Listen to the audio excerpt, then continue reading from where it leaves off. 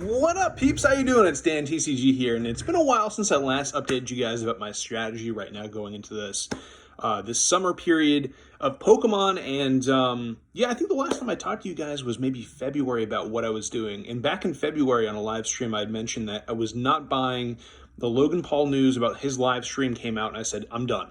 I'm done. I'm not buying anymore. This is getting ridiculous. And part of the reason why you guys haven't seen as much content and as many giveaways is because I have not actually bought any products since February, and it's almost June. So, guys, I think the market's now at a place where I feel comfortable buying product again.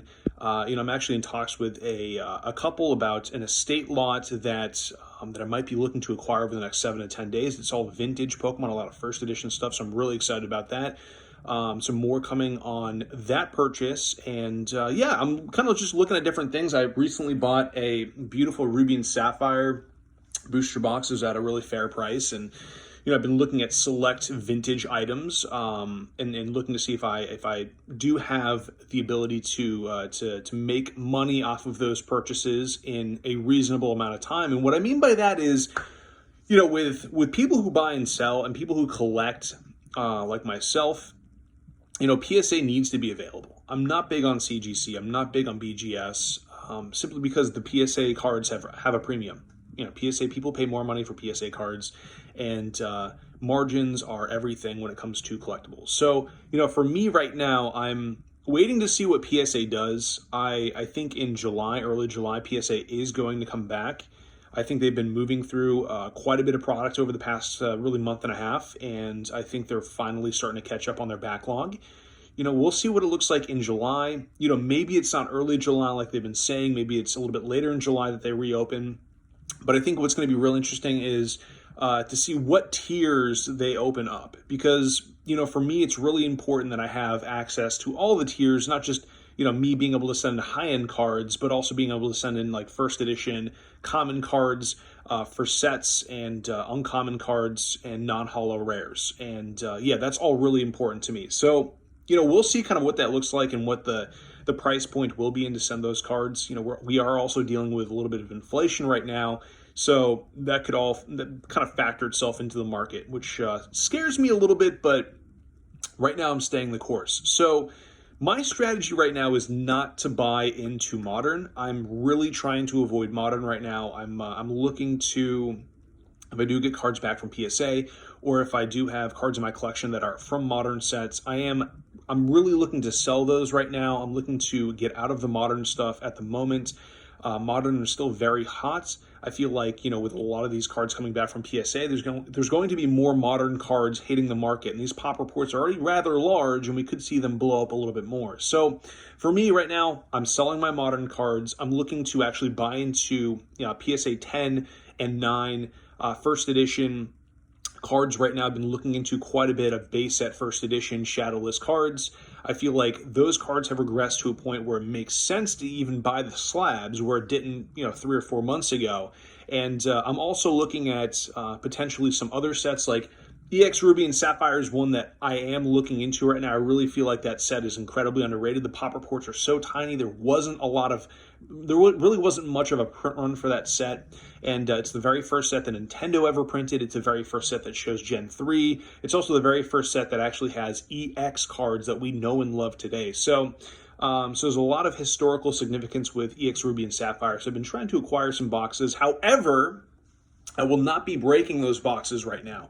And this is my strategy behind that. So with PSA being closed, I have no way to actually send cards in to get graded with PSA. So I'm keeping that box sealed in case, come say September or October, PSA does not actually allow for these cheaper cards, like I had mentioned, to be sent in at reasonable rates. Then what I'll probably do is sell the box and look to get some cash for that so that I can turn it around and actually buy more collections and things that I can use to generate more income and also build my own collection with. So that's really what I'm doing right now. I'm not opening any product for myself. I'm not opening any Modern for myself. I'm not opening any vintage for myself.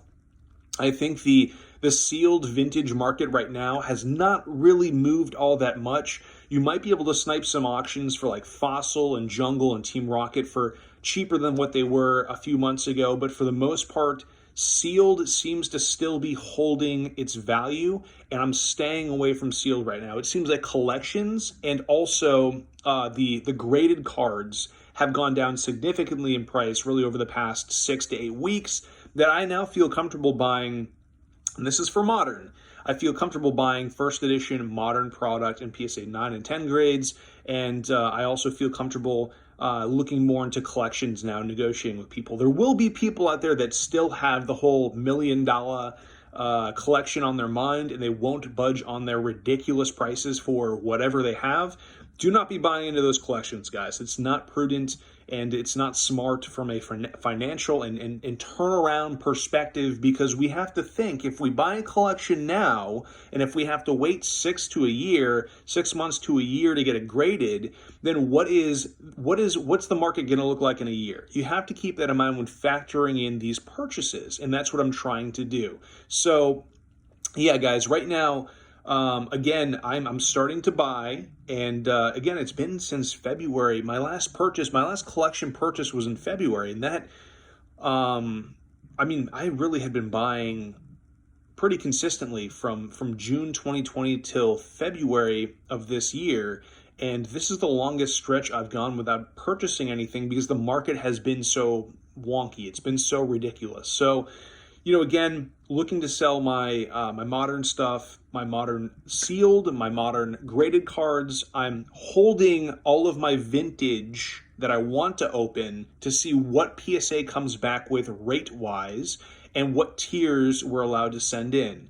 Right now I'm selectively looking at trading and buying for first edition vintage in PSA 9 and 10 grades. And so that's kind of what I'm doing right now. I think that's a sound strategy for the time being. Again, we've seen retracements of like 40 to 60% in a lot of these vintage cards, especially base set, first edition, base set unlimited, shadowless, and base set 2. And guys, that's a healthy regression. Again, the market peaked in October, November.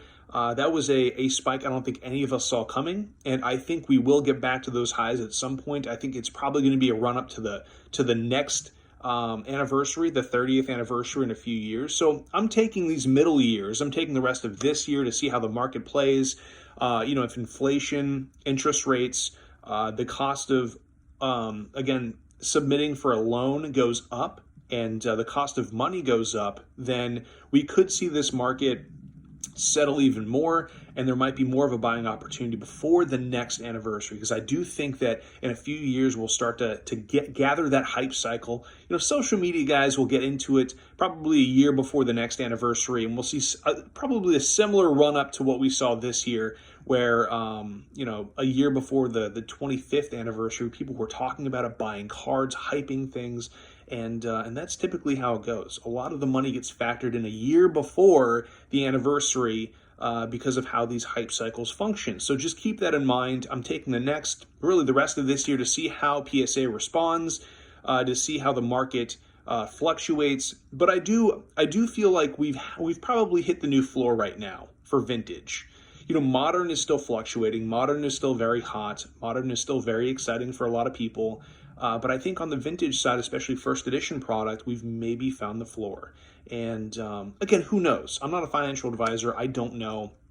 But based on my experience, based on the 17 years I have in collectibles, it definitely feels like we've maybe hit a safe point to start buying first edition again, and that's what I'm going to do. And so guys, leave a comment. Let me know what you think. Let's open up some discussion, but I'm just trying to update you guys as to what I'm doing in the marketplace right now, and I'll continue to do so. And if you like these videos, please let me know, and feel free to send me a message as well if you guys want to talk a little bit more about buying strategies, selling strategies, what you're doing. I love talking with you guys, and thank you so much. We'll see you in the next one. Take care.